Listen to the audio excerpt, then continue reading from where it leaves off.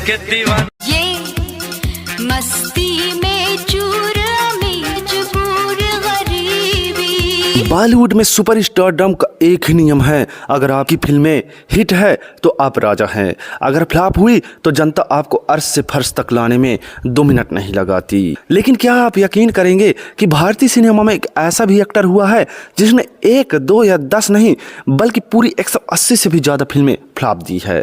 जी हाँ, 180 से भी ज़्यादा फ्लॉप्स फिल्म। इतनी फ्लॉप्स में तो अच्छे अच्छे एक्टर्स का करियर, उनका घर बार सब बिक जाता है। लेकिन इस शख्स का जादू देखिए, इतनी फ्लॉप्स देने के बाद भी डायरेक्टर इसके घर के बाहर लाइन लगाकर खड़े रहते थे। ये हर साल 10 से 15 फिल्में साइन करता था। जब ये सेट पर आता था तो लोग इसके पैर छूते थे। इस शख्स को देखने के लिए थिएटर्स में लाठियाँ चलती थी। कौन थे फ्लॉप किंग, जो असल में बॉलीवुड का सबसे बड़ा सिकंदर था? चलिए आज खंगालते हैं बॉलीवुड के इतिहास का वो पन्ना जिसे लोग द मिथुन चक्रवर्ती एरा कहते हैं।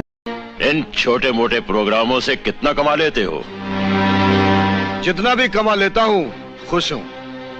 2 रोटी के साथ पब्लिक का प्यार मिल जाता है, इससे ज्यादा एक कलाकार को और क्या चाहिए।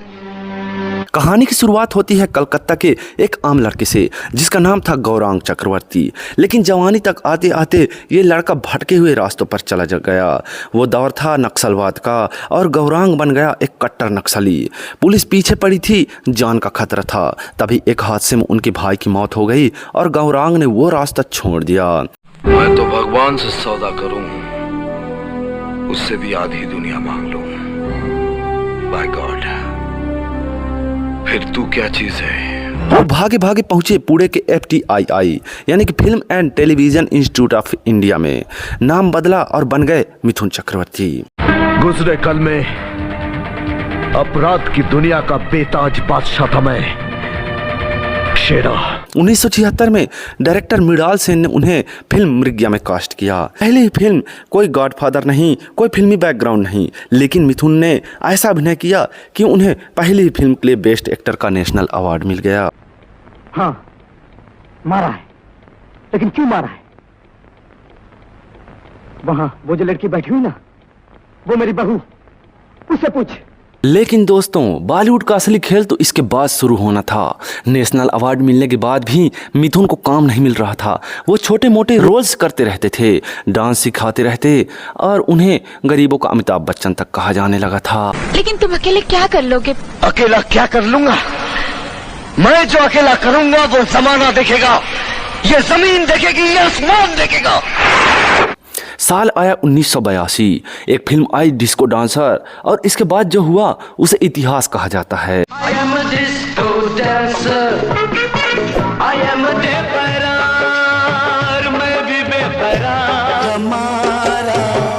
अमर रहेगा जोली जोली, जॉनी का दिल तुम पे आया जोली, तेरे लिए चढ़ जाऊं। दिलचस्प फैक्ट की बात करें तो डिस्को डांसर भारत की पहली ऐसी फिल्म थी जिसने दुनिया भर में 100 करोड़ से ज़्यादा की कमाई की थी दोस्तों।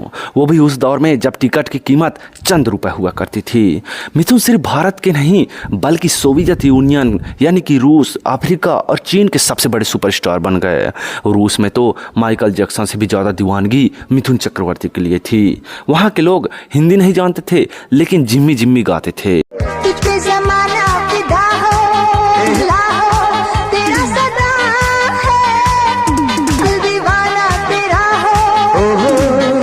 मिथुन अब मिथुन दा बन चुके थे। अमिताभ बच्चन के बाद अगर किसी का सिक्का चलता था तो वो थे मिथुन चक्रवर्ती।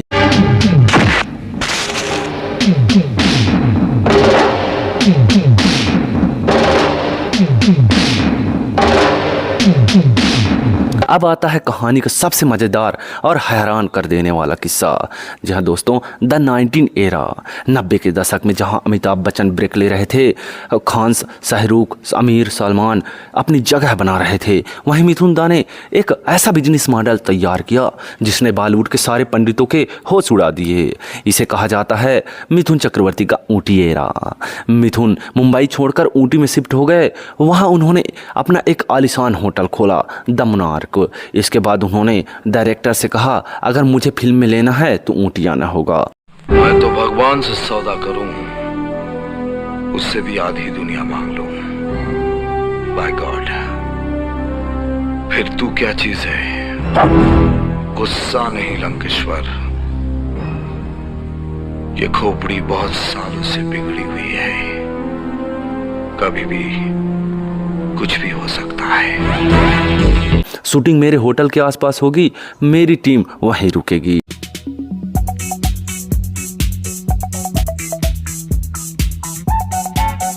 दोस्तों कैसे काम करता था मिथुन का ये मिनी बॉलीवुड।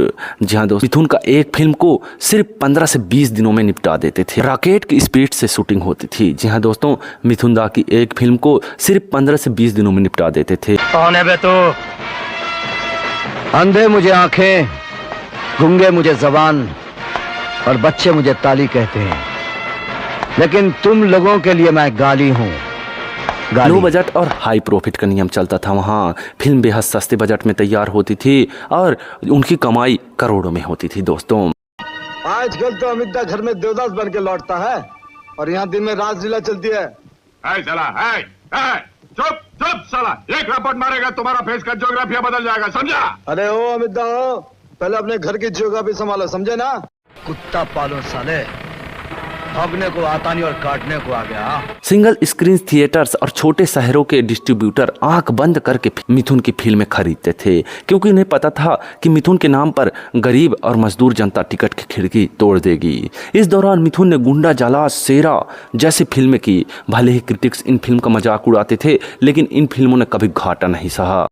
दिल जब से लगाया है नहीं लगता कि ये प्यार है, क्यों मुश्किल हसरत है मुझको, अब होश नहीं आ जब सामने तू आए। अब आते हैं हमारी वीडियो के सबसे बड़े थंबनेल वाले सवाल पर। सबसे ज्यादा फ्लॉप देकर भी राज कैसे किया? फिल्म क्रिटिक्स और डेटा के मुताबिक मिथुन चक्रवर्ती के करियर में लगभग 180 से 210 फिल्में फ्लॉप या डिजास्टर रही। यह अपने आप में एक वर्ल्ड रिकॉर्ड है। किसी भी एक्टर की इतनी फिल्में थिएटर्स में दम तोड़ देती, वो तो डिप्रेशन में आ जाता। लेकिन मिथुन दा का गणित अलग था। वो क्वांटिटी पर भरोसा करते थे। उन्होंने अपने पूरे करियर में 350 से ज़्यादा फिल्मों में काम किया। वहीं लिम्का बुक ऑफ रिकॉर्ड में उनका नाम भी दर्ज हुआ। बड़ी खुश लग रही हो। कहीं घूमने चले? कहाँ? शिमला या ऊटी? चलिए। जी हाँ दोस्तों, साल 1999 में मिथुन चक्रवर्ती का नाम लिम्का बुक ऑफ रिकॉर्ड में दर्ज हुआ, क्योंकि उन्होंने बतौर लीड एक्टर में एक साल में सबसे ज़्यादा फिल्में, लगभग 17 से 19 फिल्में रिलीज करने का रिकॉर्ड बनाया था। भूल जा कसमें, तोड़ दे वादे, न बदले किस्मत भी झूठा, प्यार भी झूठा, वफा भी झूठिया, किसकी होकर मार दे दुनिया को, का नहीं है भरोसा कोई। भले ही उनकी फिल्में बॉक्स ऑफिस पर फ्लॉप टाइप पा जाती थी, लेकिन चूंकि उनका बजट बहुत कम होता था, इसलिए प्रोड्यूसर और डिस्ट्रीब्यूटर सैटेलाइट्स, राइट्स और छोटे सेंसर्स में अपना पैसा वसूल कर लेते थे। यानी फिल्म फ्लॉप होकर भी किसी को कंगाल नहीं करती थी। इसलिए फ्लॉप की सेंचुरी लगाने के बाद भी मिथुन दा दिवालिया नहीं हुए, बल्कि बॉलीवुड के सबसे अमीर और सबसे बेस्ट एक्टर्स में से एक बने रहे। फूलों सा अंग है तेरा, नैन तेरे हैं मस्ताने। अरे भले ही मौत चारों तरफ हो, लेकिन ससुरी आएगी तो एक ही तरफ से ना। और जब मौत एक ही बार आएगी तो आने दो। मौत से तो वो लोग डरते हैं जिनके पास रोने वालन की फौज होती है। तो हम चलें। आज मिथुन चक्रवर्ती सिर्फ एक एक्टर नहीं, बल्कि एक लीजेंड हैं। उन्होंने न सिर्फ 3 बार नेशनल अवार्ड जीता, बल्कि टीवी पर डांस इंडिया डांस के ग्रैंड मास्टर बनकर नई पीढ़ी के दिलों में जगह बनाई। हाल ही में उन्होंने सिनेमा के सबसे बड़े सम्मान से भी नवाजा गया। वो नक्सलवादी आंदोलन से निकले, गरीबी देखी, फुटपाथ पर सोए, डिस्को डांसर बनकर दुनिया पर राज किया, और जब बुरा दौर आया तो खुद की एक पूरी इंडस्ट्री भी खड़ी कर दी। जब गीदड़ की मौत आती है ना, वो शहर की तरफ भागता है। जब तेरी मौत आएगी तो मोहल्ले में। तो दोस्तों, मिथुन दा की कहानी हमें सिखाती है कि जिंदगी में इस बात से फर्क नहीं पड़ता कि आप कितनी बार गिरते हो, फर्क इस बात से पड़ता है कि आप हर बार उठकर कितनी ताकत से वापस खड़े होते हो। दुनिया भर की बातें सुनाई उस लौंडिया ने। हराम का खाते, मेहनत नहीं कर सकता। हाँ?